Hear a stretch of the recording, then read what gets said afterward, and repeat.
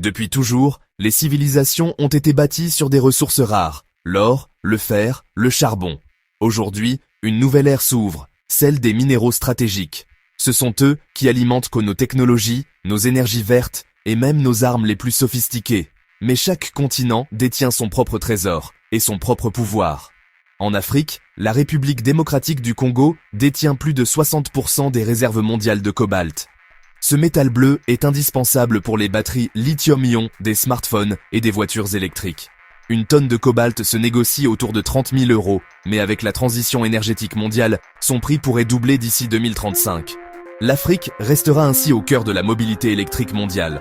En Amérique du Sud, dans le fameux triangle du lithium, entre le Chili, l'Argentine et la Bolivie, se trouve plus de la moitié des réserves mondiales.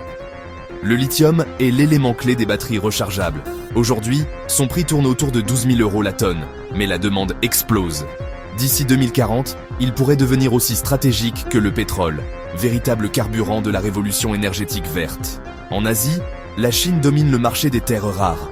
Ces 17 éléments indispensables aux aimants puissants, aux éoliennes et aux missiles guidés. Le néodyme, par exemple, est essentiel pour les moteurs d'éoliennes. Une tonne peut dépasser 80 000 €. Avec ce contrôle, la Chine peut dicter le rythme de la transition énergétique et militaire mondiale. En Europe, le tungstène est une ressource clé, notamment au Portugal et en Espagne. Ce métal est crucial pour les outils de coupe et les applications militaires. Il vaut près de 40 000 € la tonne, et son importance croîtra avec la demande dans l'industrie de précision et la défense. L'Europe pourra ainsi renforcer sa position technologique et stratégique. En Amérique du Nord, le Canada se distingue avec ses vastes réserves de nickel. Ce métal est indispensable pour les batteries à haute densité et les alliages résistants à la corrosion. Actuellement, il vaut environ 20 000 € la tonne, mais sa demande augmente fortement avec la montée en puissance des véhicules électriques. Il garantira l'indépendance énergétique et industrielle du continent face à la Chine. En Océanie, l'Australie ne se limite pas à l'or.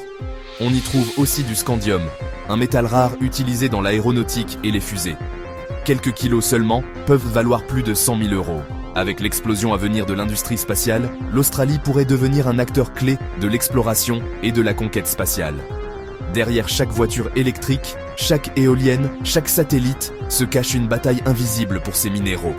Et demain, celui qui contrôlera ces ressources, contrôlera le monde.